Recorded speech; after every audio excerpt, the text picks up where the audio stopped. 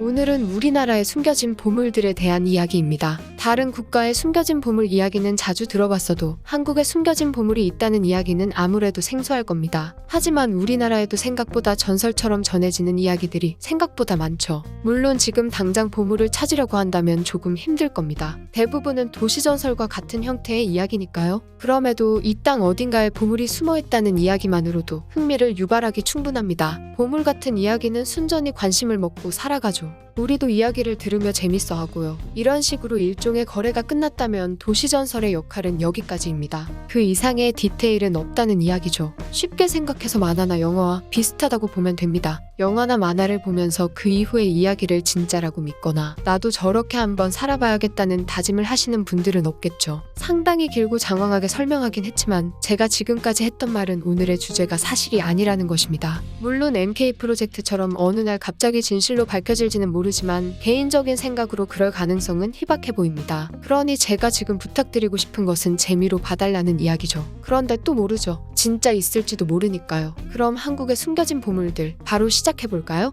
여수 앞바다에 위치한 소리도에는 옛날부터 전해져 내려오는 전설이 있습니다. 섬에 보물이 숨겨져 있다는 전설이죠. 이런 이야기가 나온 배경은 소리도의 과거를 보면 알 수 있습니다. 6세기부터 17세기 당시 소리도는 해적들의 섬으로 악명이 높았죠. 16세기 말에 활동했던 우두머리 해적 장설인도 소리도의 털을 잡고 활동했다고 합니다. 해적들이 난무했던 섬이기 때문에 보물에 대한 이야기가 나온 것이죠. 소리도에 얽힌 보물 이야기는 두 가지가 있습니다. 먼저 하나는 과거 후삼국 시대에서 고려 건국 당시에 일어난 일이죠. 고려의 개국공신 박영규는 서남해에서 막강한 힘을 가진 무역상이었습니다. 소리도는 박영규가 본거지로 삼았던 곳이죠. 한창 무역상으로 활동하던 시기에 박영규는 소리도에 어떤 한 동굴에 금괴를 숨겼다고 전해지죠. 두 번째는 17세기 소빙하기로 조선의 정세가 어지러울 당시의 이야기입니다. 네덜란드 동인도 회사의 상선 하나가 조선 해적들에게 쫓기죠. 이 상선은 일본에서 황금을 받아 인도네시아로 향하던 길이었습니다. 도망치던 중 이대로는 잡히겠다 싶었는지 금을 숨기기로 마음을 먹었죠. 그렇게 상선은 소리도의 솔팽이굴에 보물을 숨겼습니다. 이때 상선이 숨긴 보물은 이후 찾은 사람이 없었다고 하죠.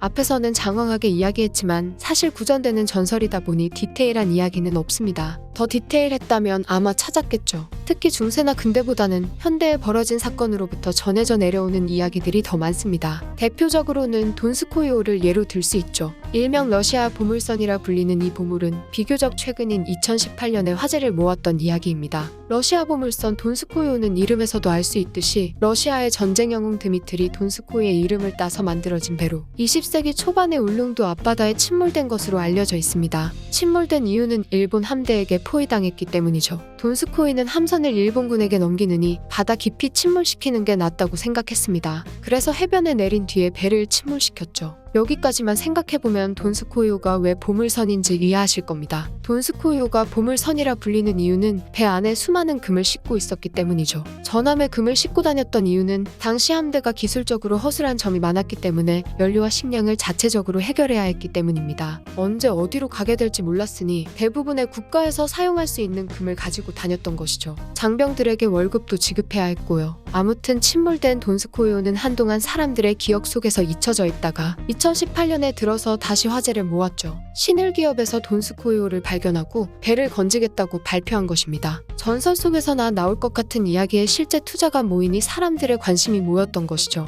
여기서 또 한 번의 반전이 일어나는데 사실 신일기업은 실체가 없는 회사였습니다. 아무런 정보도 없는 회사가 이번 행적 한 방으로 거액의 투자를 받은 뒤 말을 서서히 바꿔가면서 투자자들을 농락한 것이죠. 쉽게 말해서 사기를 친 것입니다. 사실은 이런 배가 있는지도 알 수 없고 무엇보다 있다고 해도 그 안에 보물이 있을지 모르는 것이죠. 이 사건으로 그다지 잘 알려지지 않았던 돈스코이오는 세간의 보물선 사기 사건으로 알려지게 되었습니다. 더욱 흥미로운 것은 신일기업 회장이 해외로 도주를 했는데 아직까지 잡지 못하고 있다는 것이죠. 사람들이 생각보다 보물과 같은 전설을 믿는다는 것을 볼 수 있는 대목입니다. 다음은 1950년 한국전쟁 당시에 숨겼다고 전해지는 보물입니다. 일명 팔공산 동화사의 금괴죠. 전설에 따르면 팔공산 동화사에는 40kg 상당의 금괴가 묻혀있다고 합니다. 사실 팔공산 금괴도 그다지 유명한 이야기는 아니었죠. 이런 이야기가 세간에 떠오른 것은 탈북자 김 씨의 주장 때문이었습니다. 2008년에 탈북한 김 씨는 하나원에서 교육과정을 마치고 남한에 정착했죠. 2011년부터는 본격적인 보물찾기를 위해 대구로 향했습니다. 팔공산 동화사 뒤뜰에 40kg 상당의 금괴가 묻혀있다면서 말이죠. 김 씨는 보물 이야기를 자신의 양아버지인 이 씨에게 들었다고 합니다. 이 씨의 가족들은 원래 고향이 대구였지만 전쟁 때문에 급히 피난길에 오르면서 모든 재산을 가지고 내려갈 수 없었기에 금괴를 구해 동화사에 묻었다고 하죠. 전쟁 상황이 혼란해지면서 재산을 되찾지 못한 상태로 북한에 넘어간 것입니다. 북한으로 넘어간 이 씨는 김 씨와 친분을 쌓기 시작했고 양자와 양아버지 사이로 발전했죠. 이때 이 씨는 김 씨에게 남한에 두고 온 금괴에 대해 이야기해 주었습니다. 그리고 2011년 김 씨가 숨겨진 금괴를 찾아 나선 것이죠. 상당히 흥미로운 일이었기 때문에 몇몇 언론사들은 김 씨의 여정에 함께하기도 했습니다. 하지만 세상은 보물을 쉽게 가져가도록 허락하지 않았죠. 양아버지가 알려준 장소에 도착한 김 씨는 좌절했습니다. 보물이 묻혀있는 자리에는 동화사 대웅전이 자리 잡고 있었죠. 참고로 동화사 대웅전은 우리의 소중한 문화재입니다. 발굴 작업에 들어가기 위해서는 문화재청의 허가가 떨어져야 하지만 당연히 이런 허무맹랑한 요구를 들어줄 리가 없었죠. 하지만 김 씨는 여기서 포기하지 않았습니다. 문화재청이 허락을 해주지 않자 변호사를 선임하고 금속 탐지기로 금괴가 있는지 확인했죠.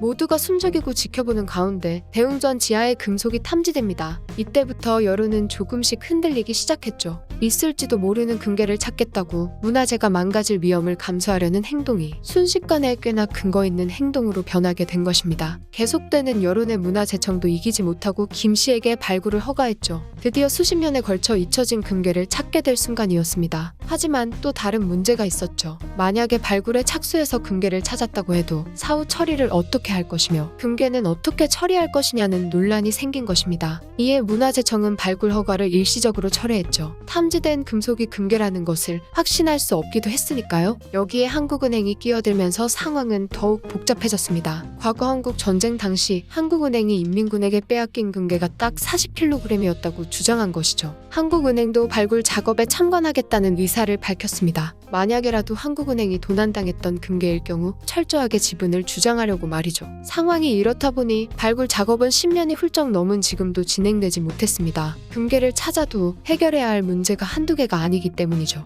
이렇게 우리나라에도 숨겨진 보물이 꽤 존재합니다. 물론 대부분 전설에 기반을 둔 이야기여서 신뢰하기는 힘들지만요. 전설을 믿고 진짜로 발굴 작업을 하겠다고 나서는 사람들도 꽤 많았죠. 당연히 찾았다는 사례는 없습니다. 간단한 민담 하나 소개해드리고 오늘 이야기 마쳐보도록 하죠. 수원에 위치한 칠보산의 보물들 이야기입니다. 칠보산은 원래 8가지의 보물을 가졌다고 해서 팔보산으로 불렸지만 보물 중에 하나였던 황금닭이 사라지면서 칠보산으로 불리기 시작했다고 하죠. 동네 산마다 하나씩 있을 법한 이야기입니다. 우리나라의 숨겨진 보물들 이야기, 이번 편은 여기까지입니다.